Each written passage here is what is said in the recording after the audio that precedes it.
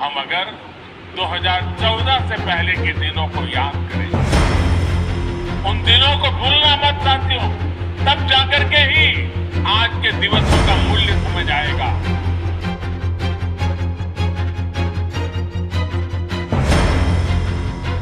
नमस्कार, मैं आशुतोष आनंद। आज से ठीक 8 साल पहले केंद्र की सत्ता पर भारतीय जनता पार्टी काबिज हुई थी। पिछले 3 दशकों के लंबे इंतजार के बाद किसी भी पार्टी को केंद्र की सत्ता में पूर्ण बहुमत प्राप्त हुआ था। इस दौरान सत्ता के गलियारों में काफ़ी पानी बह चुका है। पिछले 8 सालों के दौरान केंद्र की नरेंद्र मोदी सरकार ने देश हित में कई बड़े और महत्वपूर्ण फैसले लिए हैं।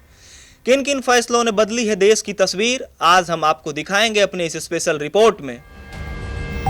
पीएम मोदी की यह बात सटीक बैठती है कि मेरी आदत मक्खन पर नहीं पत्थर पर लकीर खींचने की रही है। चाहे धारा 370 जैसे नामुमकिन माने जाने वाले अनुच्छेद को हटाने का फैसला हो या मुस्लिम महिलाओं के हित में बनाए गए 3 तलाक पर कानून। 56 इंच के सीने का अक्सर जिक्र करने वाले पीएम मोदी ने पाकिस्तान पर सर्जिकल और एयर स्ट्राइक कर विश्व को संदेश दे दिया कि यह नया भारत है, जो ना तो आंख दिखाकर बात करता है ना आंख झुकाकर।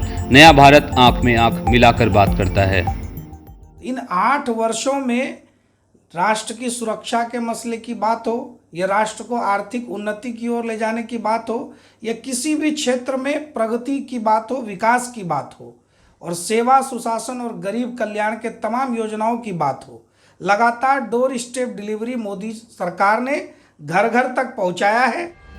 जिन योजनाओं पर भाजपा अपनी पीठ थपथपाने से नहीं चूकती, चाहे वह स्वच्छ भारत मिशन के तहत 10 करोड़ घरों में शौचालय का निर्माण हो या पीएम आवास योजना के तहत 2 करोड़ से ज्यादा पक्का मकान बनवाना हो।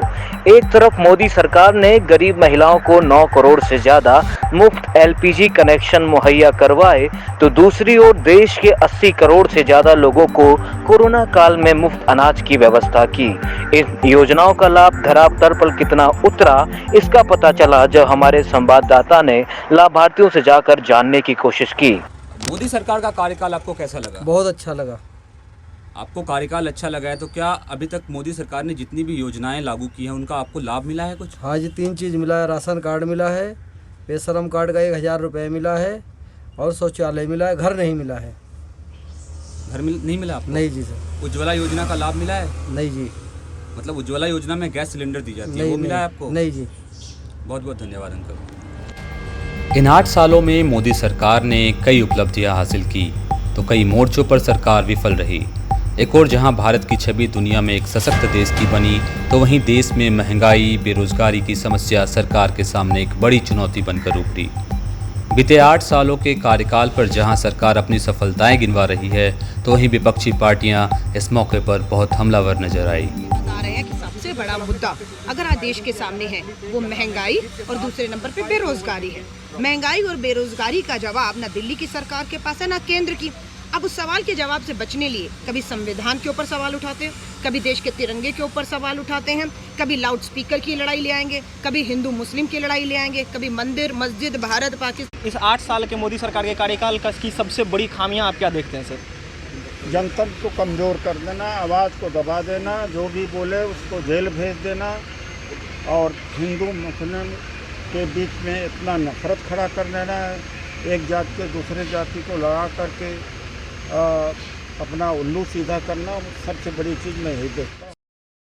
भाजपा धारा 370, राम मंदिर, काशी विश्वनाथ कॉरिडोर या 3 तलाक को अपने कार्यकाल की सबसे बड़ी उपलब्धि बता रही है। प्रधानमंत्री नरेंद्र मोदी ने इन सभी योजनाओं और इन सभी उपलब्धियों को सभी आगे बढ़ाने के लिए अपने सभी सांसदों को अपने संसदीय क्षेत्र में 3 दिन तक दौरे के लिए कहा और निर्देश दिया कि सभी योजनाओं को जन जन तक पहुंचाने का काम करें। मैं कैमरामैन आशुतोष के साथ पूजा पांडे, नई दिल्ली।